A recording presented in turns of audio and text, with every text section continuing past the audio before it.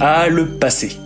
Qui n'a jamais rêvé de remonter le temps et son cortège de joies et de peines pour revivre un bon moment, retrouver un proche disparu ou éviter un comportement qui nous fait encore rougir de honte 20 ans après. C'est chut. Eh bien, sachez qu'il existe désormais une machine à remonter le temps. Mais au risque de frustrer les fans du film L'effet papillon, celle-ci est une machine mathématique, un logiciel quoi. Fruit du travail de 3 astrophysiciens, cette méthode mathématique permet de modéliser le mouvement des étoiles et des galaxies depuis l'origine de l'univers. Et c'est Bruno Lévy, directeur du centre INRIA Nancy Grand Est et chercheur en informatique, qui nous accompagne aujourd'hui et nous en dit plus sur ce projet dont il est un des instigateurs. Chut Radio. Bruno Lévy, qu'est-ce que vous et votre équipe avez cherché à comprendre avec cette machine à remonter le temps ? Avec mes collaborateurs, qui sont Roya Moayahi de l'Institut d'astrophysique de Paris et Sébastien von Osseger de l'Université d'Oxford, nous cherchons à comprendre comment les étoiles et les galaxies que nous observons dans le ciel sont arrivées là où on peut les observer aujourd'hui. Le modèle du Big Bang qui prévaut aujourd'hui décrit l'expansion de notre univers depuis sa naissance. On pense que c'était il y a 13,7 milliards d'années. Plus le temps passe, plus les galaxies s'éloignent les unes des autres. C'est un peu comme dans un cake au raisin qu'on mettrait à cuire dans un four. Plus la pâte gonfle, plus les grains de raisin s'écartent les uns des autres. Avec notre machine à remonter dans le temps, on va partir d'une carte en 3D du cosmos et on va remonter dans le temps et voir les galaxies qui vont se rapprocher les unes des autres jusqu'à l'origine de l'univers où la matière qui les composait était homogène et bien plus dense et bien plus chaude que maintenant.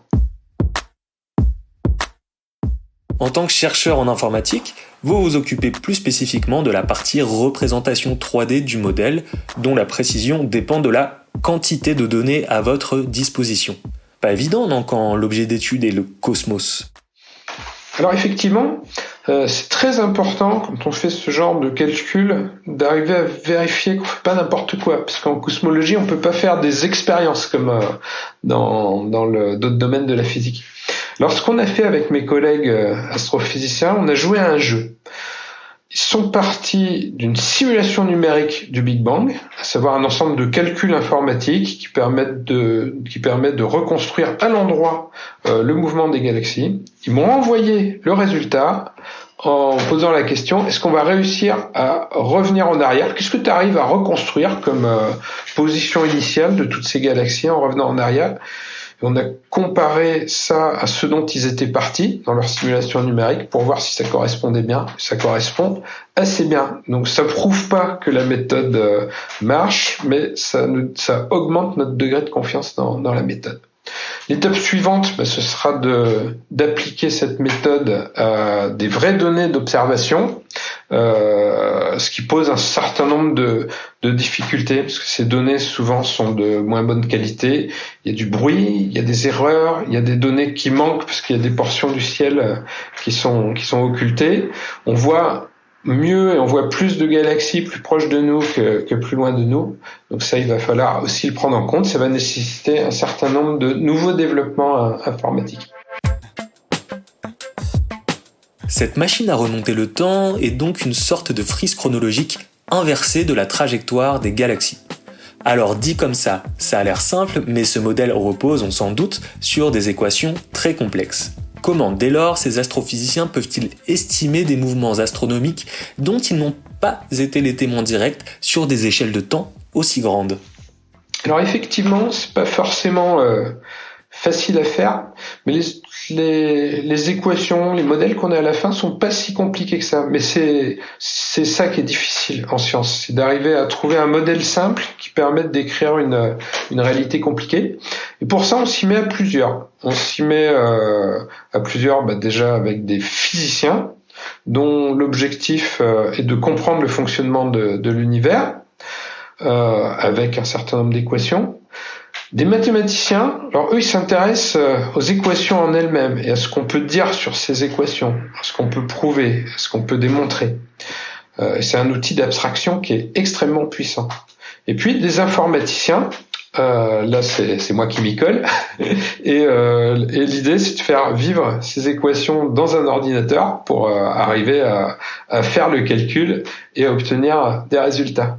Et donc moi j'aime bien penser que les mathématiques, les formules mathématiques sont comme des formules magiques et que l'ordinateur c'est la baguette magique qui permet de leur donner vie. Et donc ensuite, à quoi tout ça correspond? Pour vous donner une petite idée intuitive, derrière ces équations, il y a un principe physique qui s'appelle le principe de moindre action.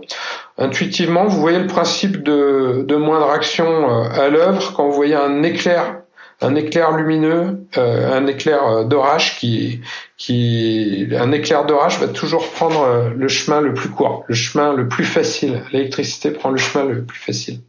Et donc c'est ce principe de moindre action qui on peut voir le mouvement de toutes ces étoiles, de toutes ces galaxies comme d'une certaine manière un chemin le plus facile.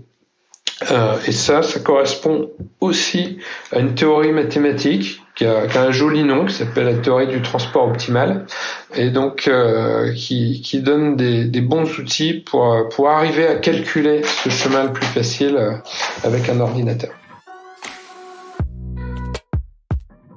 Bruno Lévy, vous dites vous-même que remonter le temps, c'est un peu comme tenter de remettre en ordre un Rubik's Cube géant totalement mélangé. Sauf qu'on ne sait pas à quoi ressemble ce Rubik's Cube mis en ordre, puisque cette configuration appartient au passé. Alors en science, on n'est jamais sûr de rien, mais on essaye de gagner en confiance sur ce qu'on dit. Et donc pour ça, dans le jeu auquel on a joué avec mes collègues physiciens, dans les données qu'ils m'ont envoyées, ils ont caché un certain signal. Et c'est un certain signal qui est censé se voir bien dans le passé et qui se voit moins bien au fur et à mesure qu'on atteint le présent. Et l'idée était de voir si j'arrivais à retrouver ce signal avec l'outil. Et donc on y est arrivé avec une assez bonne précision. Donc ça c'est une manière de se dire on n'a pas dû vraiment calculer n'importe quoi. C'est pas une preuve, mais ça permet de gagner en confiance sur le fait que notre outil a peut-être calculé quelque chose d'utile. Ok. Donc, toutes les galaxies et les étoiles suivent ce principe de moindre action. Mais est-ce qu'appliquer ce principe dans votre modèle permet vraiment de remonter au tout début de l'univers? Et d'ailleurs, à quoi ressemblait-il à sa naissance, il y a 13,7 milliards d'années? Alors on pense que l'univers, il y a très longtemps, vers sa naissance, était à la fois bien plus dense, bien plus chaud et bien plus homogène que maintenant. On pense que c'était une sorte de soupe de matière et de lumière en interaction constante, un petit peu comme dans une étoile. Dans une étoile, la matière est sous forme de plasma, à savoir que les électrons se déplacent complètement indépendamment des noyaux des atomes. Et puis, on pense qu'au bout de 380 000 ans à peu près, la température de ce plasma a diminué, que les électrons se sont remis à tourner autour des noyaux des atomes, que la lumière et la matière se sont dissociées, et la lumière s'est alors propagée dans toutes les directions. On peut encore observer cette lumière aujourd'hui, qui a été émise pendant les premiers âges de l'univers. On peut l'observer sous forme de micro-ondes. On appelle ça le fond de rayonnement cosmologique. D'accord. Et cette soupe de matière et de lumière, comme vous dites, est un résultat que vous avez obtenu grâce à votre machine à remonter le temps, ou bien était-il déjà connu auparavant? Ah non, ça c'est pas notre résultat. Ça c'est Alpher, Bethe et Gamow qui en 1948 ont publié un article théorique qui disait que s'il y avait eu un Big Bang, à ce moment-là, on devrait être capable de détecter ce rayonnement sous forme de micro-ondes avec une certaine intensité, une certaine longueur d'onde. Et puis quelques années plus tard, une vingtaine d'années plus tard, en 1964, Penzias et Wilson ont détecté ce rayonnement, le fond de rayonnement cosmologique, ce qui leur a valu le prix Nobel. Et c'est à partir de ce moment-là, d'ailleurs, qu'on s'est mis à considérer le Big Bang comme une théorie très raisonnable, parce que pour la première fois, on arrivait à mesurer, outre l'expansion de l'univers, à mesurer une autre conséquence de la théorie du Big Bang, qui était le fond de rayonnement cosmologique. Alors dans ce cas, si l'on connaît déjà l'histoire de la formation de notre univers, pourquoi vouloir remonter le temps? Eh bien, en quelque sorte, l'idée est de reconnecter le présent au passé pour tester des théories, tester des modèles de la physique. On va rentrer des données qui correspondent à ce qu'on a pu observer, rentrer les paramètres des équations des modèles physiques qu'on veut tester, et notre outil va permettre de vérifier que l'équation est cohérente avec les données qu'on va observer, ou de vérifier qu'elle n'est pas cohérente, justement. C'est là que c'est intéressant. Alors, c'est quoi ces données ? Ces données sont, d'une part, le fond de rayonnement cosmologique, dont on a parlé tout à l'heure, cette lumière qui a été émise aux premiers âges de l'univers et qu'on peut encore mesurer aujourd'hui sous forme de micro-ondes. Et si vous pouviez voir le ciel dans les micro-ondes, si nos yeux étaient capables de voir les micro-ondes, ce qu'on verrait, on verrait un ensemble de taches dans le ciel, un ensemble de taches lumineuses. Et la taille de ces taches, la taille de ces grumeaux contient de l'information sur ce qui s'est passé aux premiers âges de l'univers. D'autre part, autre chose qu'on peut mesurer, c'est simplement de regarder où sont les étoiles, où sont les galaxies, de reconstruire des grandes cartes en 3D du cosmos. Et donc, en faisant ça, avec des télescopes très, très précis, on y arrive, on se rend compte que les galaxies ne sont pas réparties de manière homogène dans l'univers. Il y en a qui elles vont se regrouper sous forme de grandes structures, ça fait comme des filaments. On appelle ça aussi la toile d'araignée cosmique, le cosmic web. Et donc, ces structures contiennent de l'information aussi sur l'histoire de l'univers. Et c'est donc là qu'intervient votre outil. Oui, exactement. L'idée sera de mettre en cohérence ces deux sources d'information. D'une part, le fond de rayonnement cosmologique, qui nous donne une information sur le passé, c'est une information qui date d'il y a 13,7 milliards d'années. Et d'autre part, une carte 3D du cosmos, qui nous donne une information sur ce qui se passe maintenant, là où est la matière. Et donc, on va faire remonter le temps à cette matière pour pouvoir voir si elle correspond à la lumière qui nous vient du passé ou pas. Justement, votre modèle permet d'éprouver la validité des modèles physiques actuels. Mais où en sommes-nous dans notre compréhension de l'univers ? Y a-t-il encore des mystères astrophysiques sur lesquels votre outil pourrait lever le voile ? Alors oui, on aimerait bien, parce qu'il y a encore énormément de choses qu'on ne connaît pas sur la nature de l'univers, sur les lois du mouvement des galaxies dans l'univers. Par exemple, dans les années 60, une astrophysicienne, Vera Rubin, mesurait la vitesse de rotation des étoiles autour des galaxies, ça pour beaucoup de galaxies.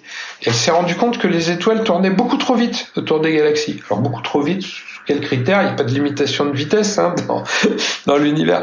Mais la question, c'est que si les étoiles tournent à cette vitesse dans les galaxies ne devraient pas être stables, ça tourne tellement vite qu'elles devraient se disperser dans le cosmos. Et donc, elle a émis l'hypothèse qu'il y avait de la matière qu'on voyait pas dans ces galaxies.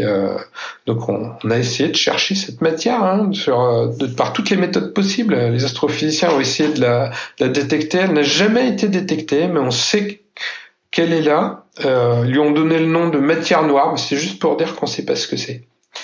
Et puis, il y a aussi autre chose qu'on aimerait bien comprendre. C'est depuis les années 90, on sait que l'expansion de l'univers s'est accélérée. C'est accéléré beaucoup plus que ce qu'on pensait. Entre guillemets, le Big Bangiste plus vite que ce qu'on pensait.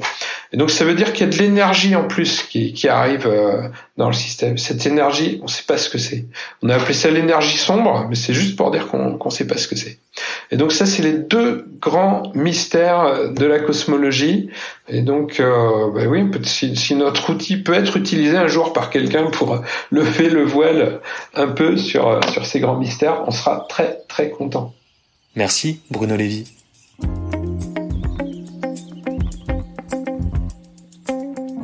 Et voilà, ce podcast se termine ici.